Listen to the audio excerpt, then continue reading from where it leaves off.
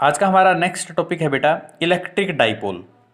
Electric means charge, di means दो। तो नाम में थोड़ा थोड़ा आपको समझ में आ रहा होगा बेटा कि two equal and opposite charges separated by a small distance from each other constitute an electric dipole. Equal and opposite, मान लो मैग्नीट्यूड दोनों का बराबर है। यदि ये Q है तो ये भी कितना है, Q है। लेकिन ये नेगेटिव है तो ये कैसा है, पॉजिटिव है। Two equal and opposite charge को बेटा यदि हम एक स्मॉल डिस्टेंस से सेपरेट कर देंगे तो ये अरेंजमेंट क्या कहलाएगी, इलेक्ट्रिक डाइपोल कहलाएगी।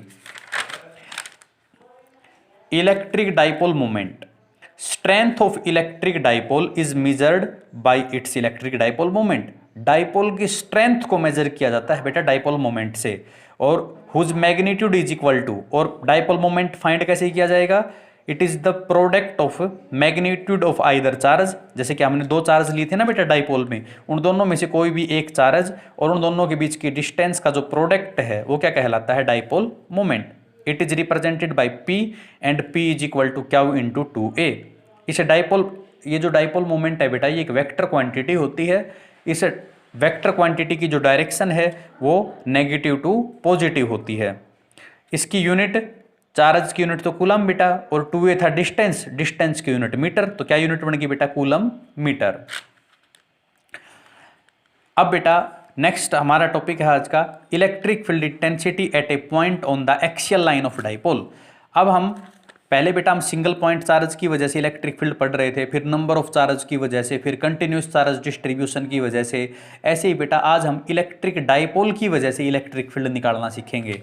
जैसा कि हम देख रहे हैं बेटा डाइपोल के पास ये एक नेगेटिव चार्ज होता है, एक पॉजिटिव चार्ज होता है। इन दोनों के बीच की जो डिस्टेंस है ये 2A होती है, जिसको डाइपोल लेंथ भी बोलते हैं या सेपरेशन बिटवीन टू चार्ज भी कहते हैं।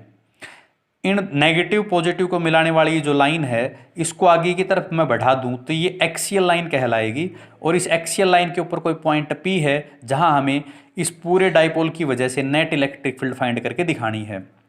पहला स्टेप हम क्या करेंगे, ये जो डाइपोल AB है ना इसका हम सेंटर ले लेंगे बेटा O।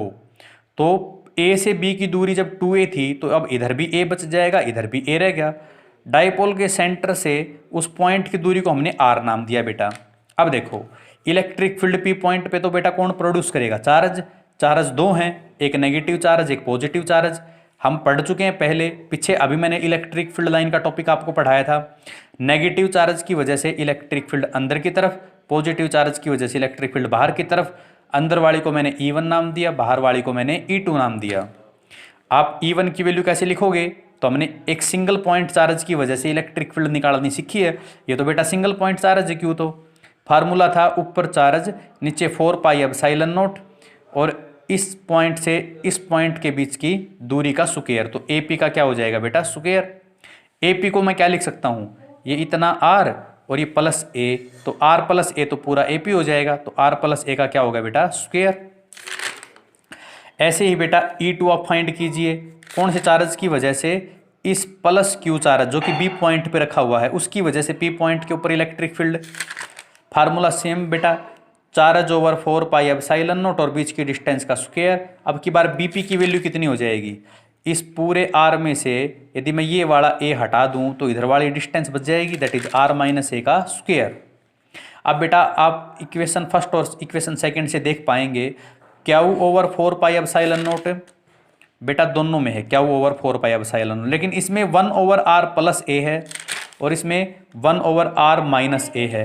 एक तो बेटा मैं एक के नीचे 2 लिखूं, एक में एक के नीचे 8 लिखूं, तो कौन सा बड़ा होगा बेटा, तो हम कहेंगे 1/2 बड़ा है। तो from equation first and second हमें क्या मिला, E2 is greater than E1।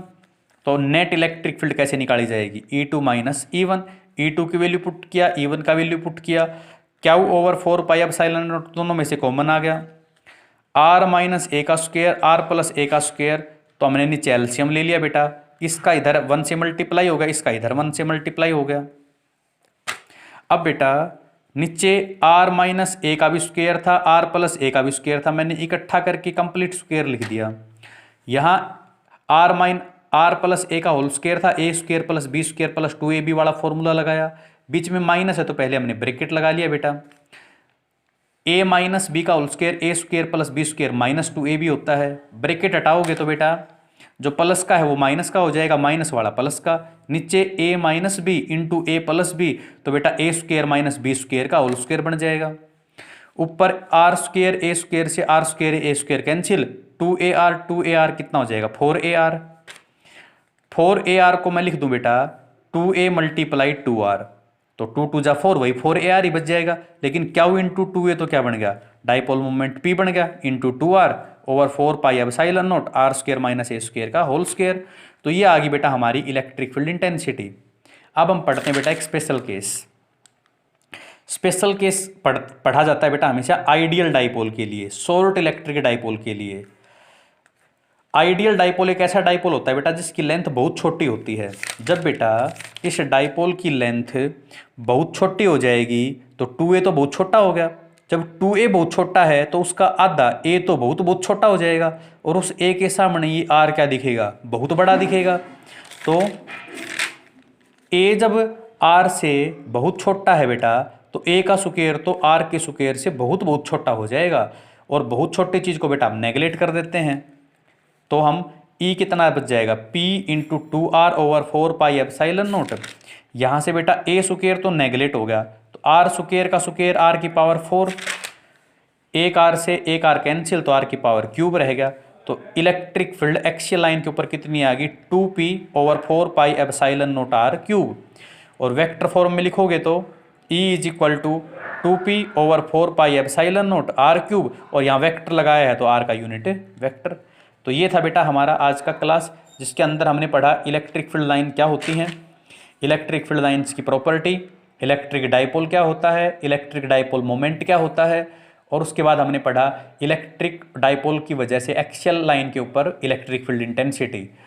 तो बेटा यहाँ तक आप अपना होमवर्क कंप्लीट करें। मिलते हैं कल एक नए वीडियो के साथ, एक नए वीडियो लेक्चर के साथ।